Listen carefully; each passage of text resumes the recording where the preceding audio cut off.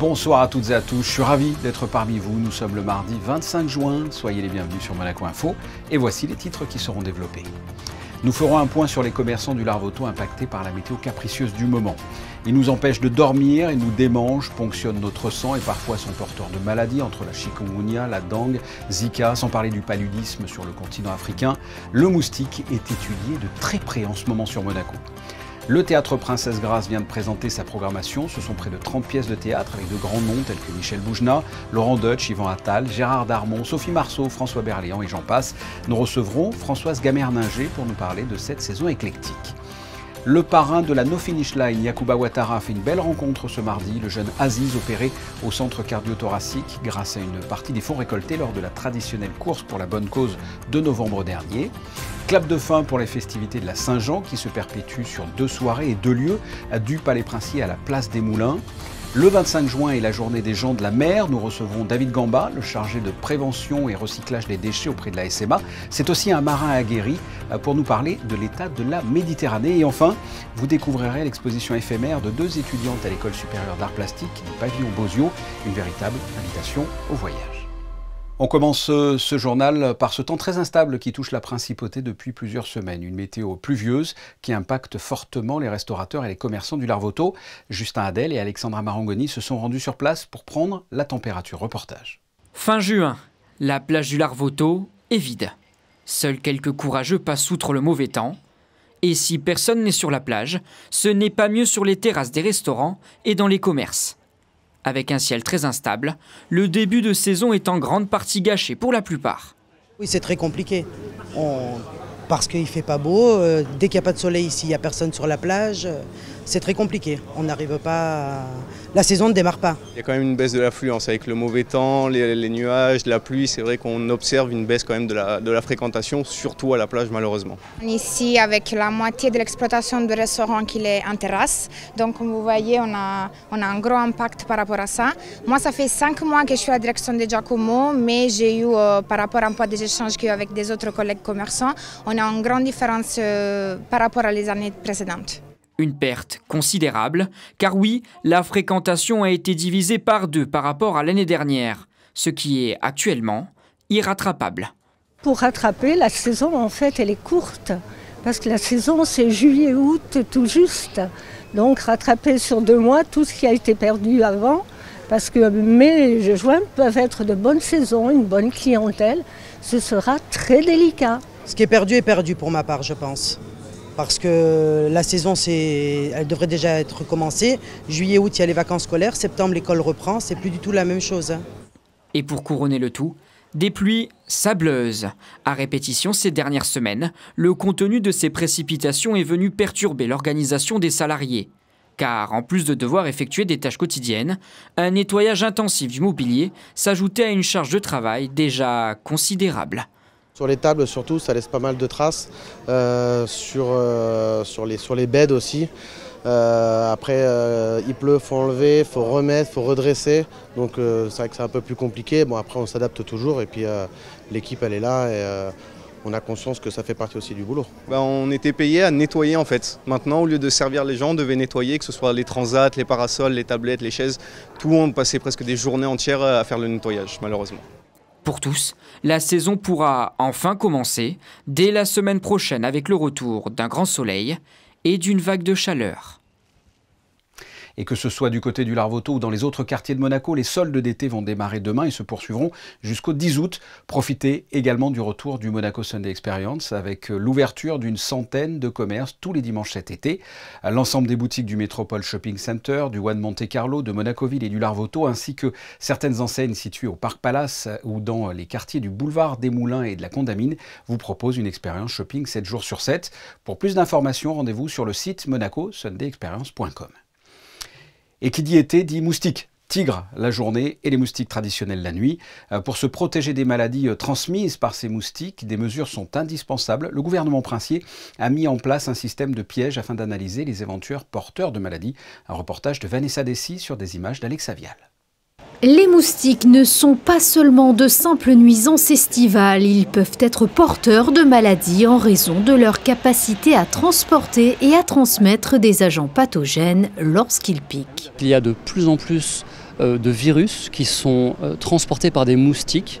Et du fait du dérèglement climatique, du réchauffement climatique, de l'urbanisation, eh bien, on se retrouve dans des zones telles que la Méditerranée et en particulier le sud-est de la France et Monaco, avec une situation quasi tropicale en termes de maladies.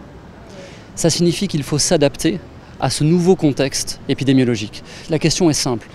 Y a-t-il des maladies infectieuses virologiques, des arboviroses qui circulent en principauté? Nous devons le savoir pour intervenir le plus rapidement possible de manière à assurer la sécurité sanitaire de la principauté. La lutte face à ce fléau devient donc aujourd'hui un défi complexe. Les autorités sanitaires monégasques intensifient les analyses de ces moustiques afin de détecter les porteurs de maladies. Ces investigations permettent de surveiller et de contrôler la propagation de virus. Les moustiques capturés sont testés en laboratoire grâce à des solutions innovantes. On va installer un réseau de pièges qui va nous permettre de garantir en fait l'absence de pathogènes parmi les populations de moustiques. C'est une machine qui est composée en fait, on va dire, de deux parties. Donc la première, c'est un piège à moustiques qui est assez classique, que quasiment tout le monde peut acheter. Mais la particularité en fait, c'est qu'à l'intérieur du piège, on ne va pas simplement capturer les moustiques, on va leur permettre de s'alimenter, récupérer leurs sécrétions. Et grâce, en fait, avec un dispositif qui est très simple, va pouvoir faire une recherche de tout ce qui est contenu dans ces moustiques au laboratoire. Donc voilà, c'est deux parties qui travaillent ensemble pour obtenir le résultat qu'on recherche, c'est-à-dire identifier est-ce qu'on a des moustiques malades, possiblement ou pas. Ces données seront prélevées chaque semaine. Le centre scientifique de Monaco devrait analyser ces résultats.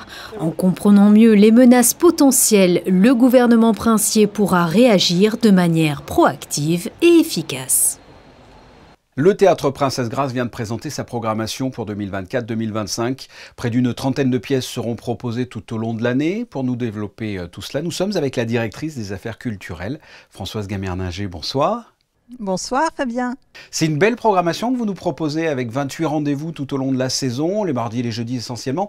Parlez-moi de cette programmation, de sa couleur, de son éclectisme.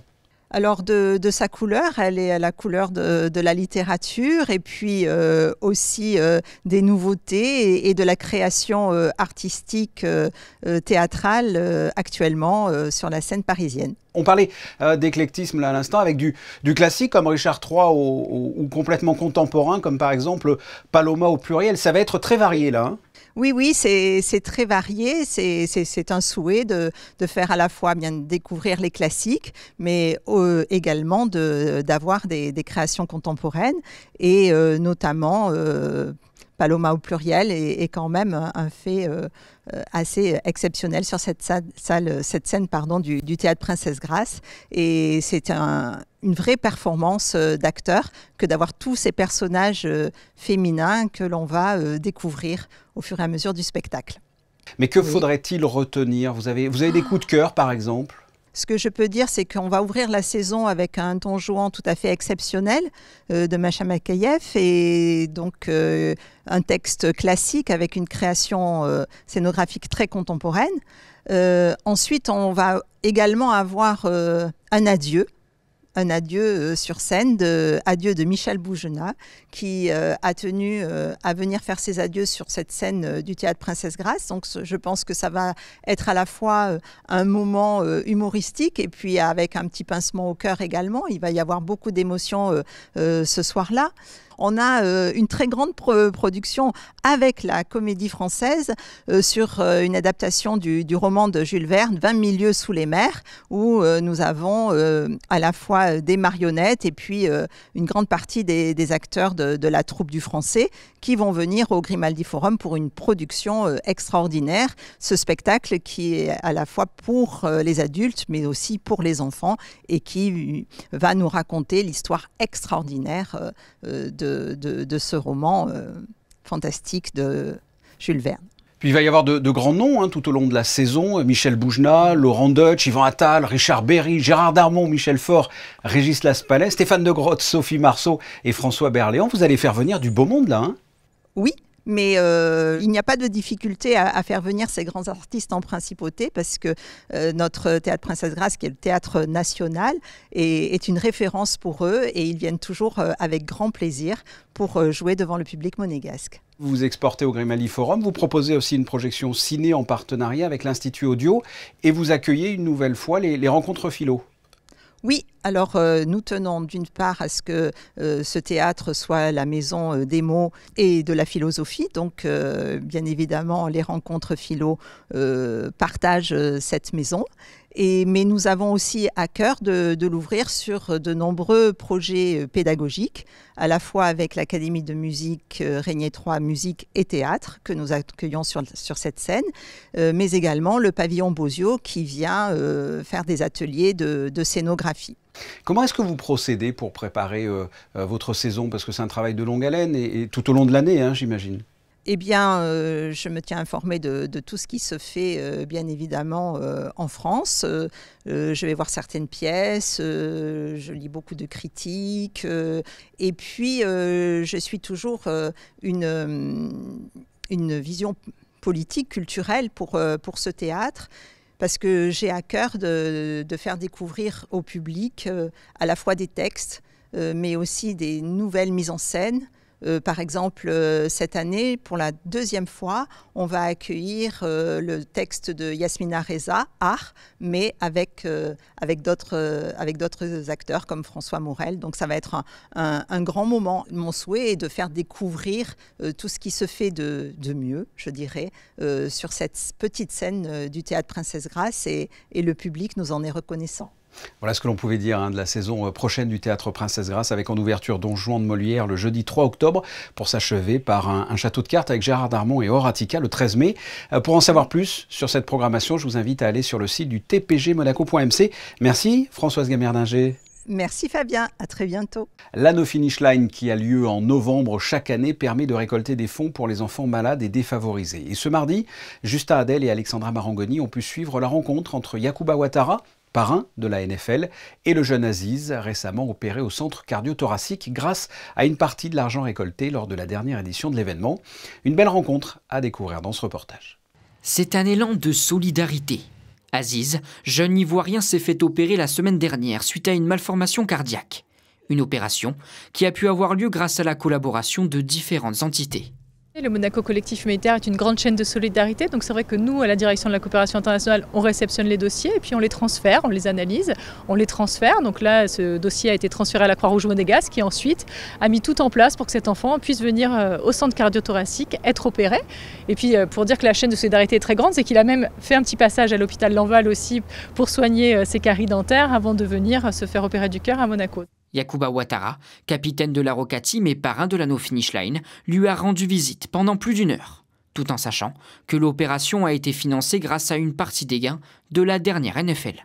C'est important pour nous et c'était surtout aussi important pour Yacouba de voir concrètement ce que sa présence peut apporter, ce que la No Finish Line peut réaliser en voyant un enfant qui a été opéré justement grâce à ces fonds. Puis c'était une demande aussi de sa part. Donc, on est très fiers et surtout la belle complicité qu'il y a entre lui et Aziz depuis ce matin, c'est vraiment, ça vaut tout l'or du monde. Cadeaux, échanges et partage, Yacouba permet à cet enfant de vivre un moment unique. Ainsi, ce petit Ivoirien peut se changer les idées.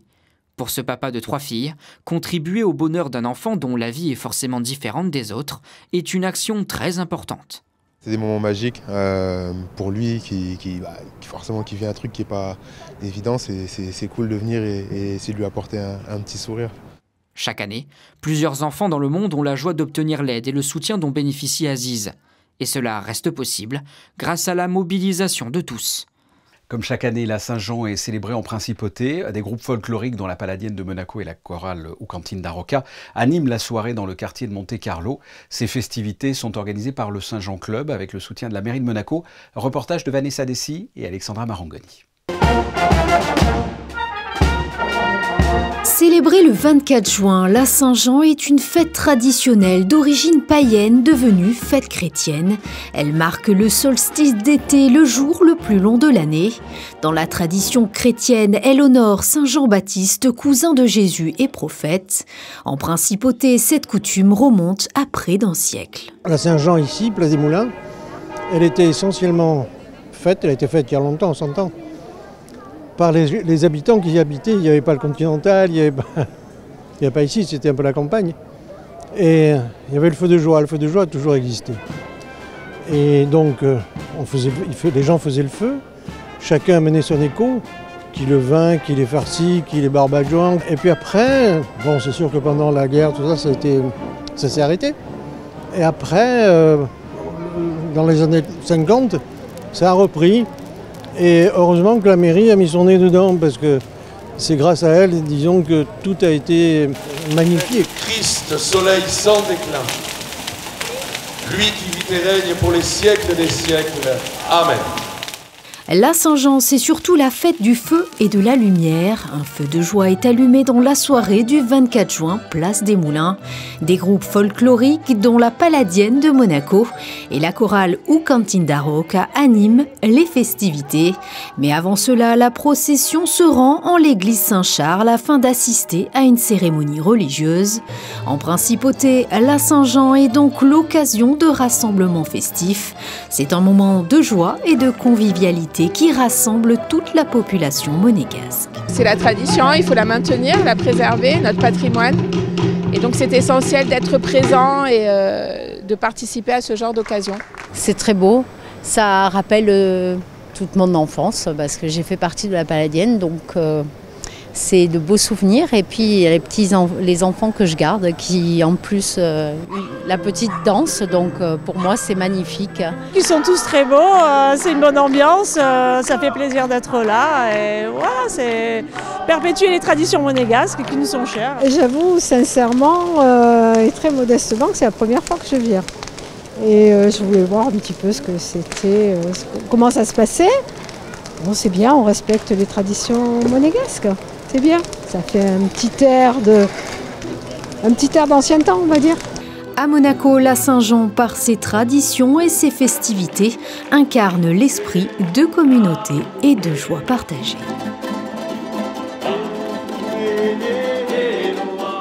Et vous avez pu voir à la fin de ce reportage un groupe de danse folklorique polynésienne invité cette année, Wanui. Je ne sais pas si je le prononce bien. Nous célébrons aujourd'hui la journée des gens de la mer. Autrement dit, c'est la journée mondiale des marins, de tous les marins, même d'eau douce comme moi. Et plus sérieusement, nous célébrons les gens de la mer les 25 juin depuis 2012. Et nous allons en recevoir un vrai de vrai, qui passe une grande partie de sa vie sur un bateau. Il est également chargé de prévention et recyclage des déchets auprès de la SMA. David Gamba, bonsoir. Bonsoir Fabien. Aujourd'hui, comme je l'ai dit, nous célébrons la journée des gens de la mer et quand on a réfléchi à un invité, on a très rapidement pensé à vous parce que vous êtes très actif. Je voudrais pour les téléspectateurs que vous rappeliez les liens que vous avez avec la mer parce que vous êtes multicasquette. Effectivement, donc moi je viens d'un cursus de capitaine professionnel, donc effectivement marin professionnel français au commerce et depuis donc maintenant 4 ans, je suis également chargé de prévention et recyclage pour le gouvernement princier et la société monégasque d'assainissement.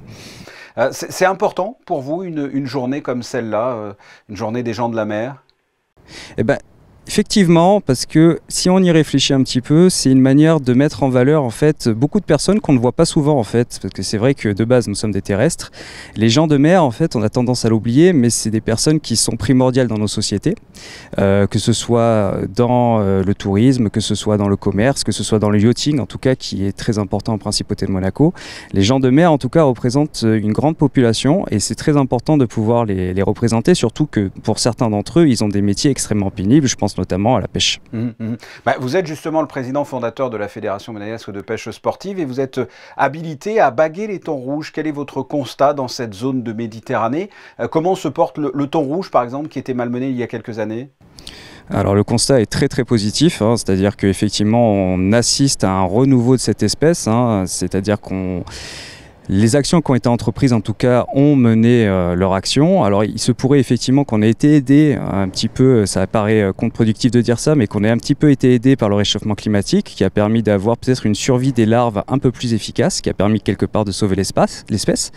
Mais en tout cas, ce qui est certain, c'est que le thon rouge revient en force. Là, on le voit, il est présent. Quelles que soient les tailles, d'ailleurs, à Monaco, c'est très particulier parce qu'on a toutes les tailles qui passent toute l'année. Là, il y a des petits poissons. Dans 6 mois, il y aura des poissons qui font 2 mètres, plus grands que vous et moi, Fabien. Mais en tout cas, ils sont là. C'est intéressant, en tout cas. C'est positif. Ouais. On parle du thon rouge, mais il n'y a pas que ça en Méditerranée. Comment se porte la faune de façon générale ? Donc la faune en général, donc dans le sanctuaire Pélagos, qui est la zone voisine, en tout cas des côtes monégasques, françaises et italiennes, il faut dire qu'elle est soumise chaque année à une forte pression anthropique. Et donc est-ce que c'est une pression anthropique ? Une pression anthropique, c'est en fait les pressions exercées par l'activité humaine, que ce soit terrestre ou maritime. Nos activités en expansion font qu'effectivement il y a de plus en plus d'impacts qui sont constatés sur la faune sauvage. On peut notamment penser au bruit. Donc au bruit, que ce soit effectivement la navigation maritime, ou alors effectivement celui auquel on pense le plus généralement, c'est les déchets. Donc les déchets, c'est très vaste, et j'aimerais pouvoir te dire, Fabien, qu'effectivement il y a de moins en moins de déchets dans la Méditerranée, mais malgré les actions qui sont entreprises, et je pense que tu en es témoin toi aussi, on a de plus en plus de déchets. Là par exemple, à titre d'exemple, la semaine dernière, donc, il y avait un événement à Cala del Forte, à Vintimille, et nous avons demandé aux participants de pouvoir ramasser les déchets, et on a quand même collecté 65 kg de déchets en 2 jours, ce qui est énorme, sachant qu'en plus on ne collecte que ce qui est en surface. Oui, bien sûr. Il faut savoir que par exemple dans le cadre de mon travail, donc dans le cadre de la concession qui est faite entre la SMA et le gouvernement princier, la direction de l'aménagement urbain, on a par exemple un nettoyage de la bande littorale qui s'effectue chaque année, donc avec des jet skis qui sont adaptés à ce type de collecte, et on parle à peu près entre 10 et 50 kg de déchets par jour. Et quand vous parlez de déchets, on parle de quoi? C'est du plastique, c'est d'autres types de déchets, qu'est-ce qu'il y a? Alors on va retrouver globalement un peu de tout. Alors c'est vrai que par exemple dans ces filets de jet ski, alors on peut considérer un déchet, mais par exemple on va aussi avoir des déchets qu'on appelle des déchets végétaux. On peut avoir des restes de branches, d'arbres et tout ça. Et sinon plus généralement ça va être par exemple typiquement des emballages. Donc en tête la bouteille de plastique, la canette d'aluminium. On va également pouvoir retrouver, et ça c'est ce qui est le plus inquiétant et finalement ces particules de plastique, c'est ce qu'on appelle nous des microplastiques et des macroplastiques, qu'on va vraiment retrouver en fait au fond des filets, et ça c'est cette espèce de soupe de plastique qui est vraiment inquiétante parce que c'est elle qui va se dégrader, qui va passer dans la chaîne alimentaire. Et dans l'organisme, voilà, c'est ça, des animaux, des poissons. C'est la journée des gens de la mer. Quels conseils vous pourriez donner aux téléspectateurs qui vous écoutent et notamment aux plaisanciers en matière de respect de l'environnement ? Alors si j'avais plusieurs conseils à donner donc aux plaisanciers, la première c'est vraiment de vous informer le plus possible par rapport à votre zone de navigation. C'est-à-dire que avant de partir en mer, de vraiment vous informer sur toute la réglementation qui existe, notamment en termes d'atténuation d'impact. Quelque chose de trop bête, hein, c'est-à-dire qu'on va aller en mer, on va peut-être tomber sur des animaux. Comment est-ce que je vais aborder ces animaux? Donc le sanctuaire Pélagos a par exemple édité un code de bonne conduite à l'usage des plaisanciers et des professionnels de la mer. Ce code de bonne conduite, il faut l'appliquer. Autre chose très simple qu'il faut faire, c'est-à-dire que de la même manière qu'à la maison je vais trier mes déchets, sur mon bateau je vais également trier mes déchets. Une petite action supplémentaire que l'on peut mettre en place, c'est effectivement de pouvoir, je tombe en mer sur des déchets, je vais les rapporter à terre. Quelque chose tout bête, ça peut être tout simplement de réduire la vitesse en navigation. C'est-à-dire que je consomme moins et en même temps je fais moins de bruit, donc je fais moins de nuisances dans le milieu. Protéger comme ça l'environnement, que l'on soit un plaisancier sur un bateau ou même en bord de mer. David Gamba, merci d'avoir répondu à mes questions. Merci beaucoup Fabien.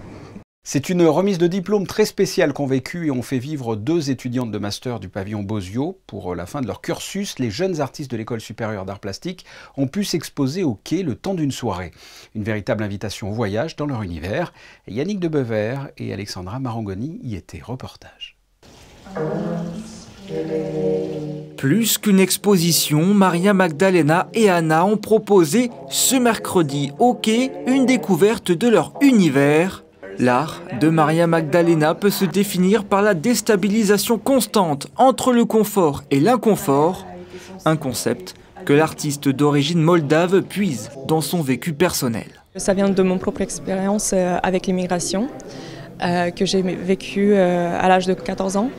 Et le fait de ne pas se sentir à sa place, C'est subtil, ce n'est pas quelque chose qu'on perçoit, mais c'est quelque chose que j'ai essayé de répliquer de manière artificielle pour un public qui visite les espaces que j'ai créés.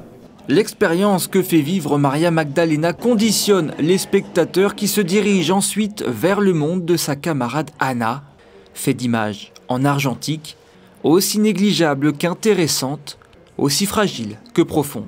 C'est des images qui ne me sont pas accessibles immédiatement et donc il y a une espèce de jeu de recherche où je dois aller l'attraper, je dois essayer de la décrypter et ça m'amuse beaucoup. Voilà, et puis en plus il y a une espèce de fascination que j'ai pour ce matériau qui vient du passé, d'un passé que j'ai pas connu. Et en un sens je romantise un peu cette période. Titiller l'essence des visiteurs, c'est là l'objectif des deux artistes diplômés du master du pavillon Bozio. Un cursus au cours duquel elles ont pu développer leur rapport à la scénographie pour finalement monter une véritable scène vivante. Je pensais aussi à un moment un peu de générosité parce qu'en école d'art on ne sait pas forcément trop ce qui s'y passe pour un public extérieur, donc c'est un moment d'ouverture. Donc c'est important, je pense que ça transpire un peu une école et pour les étudiants c'est surtout un très beau moment de rencontre avec un public, pour eux c'est précieux. C'est un premier pas pour eux dans la vie professionnelle parce qu'en plus c'est un lieu qui est identifié dans l'art contemporain, donc pour eux il y a aussi des professionnels qui sont là et c'est très important. Cette exposition marquait la fin d'un cycle pour ces jeunes femmes qui vont désormais s'envoler vers de nouveaux projets. Rejoignons Justin Hadel pour les prévisions météo de ce mercredi avec encore un temps très instable. Bonsoir Justin. Bonsoir Fabien, ce mercredi devrait être plus ensoleillé que ces derniers jours, mais il restera pluvieux malgré tout. Le temps reste assez instable avec de possibles orages et de la pluie dans l'après-midi, mais rien n'est sûr. Concernant les températures, il fera encore lourd, 20 à 24 degrés sont attendus. Et si l'envie vous prend d'aller piquer une tête, la mer sera, elle, à 21 degrés. Il fera jour à partir de 5h48, la nuit, elle, pointera le bout de son nez à partir de 21h17. Demain, nous fêterons Saint-Anthelme. Merci Justin. Le Club des résidents étrangers de Monaco a célébré ses 14 ans hier au soir en présence de ses membres autour du souverain dans les jardins Saint-Martin, malgré une météo capricieuse. Ce sont des photos de Stéphane Nana. Ce journal est terminé, on se retrouve demain, même heure. Je vous souhaite de passer une excellente soirée. Au revoir.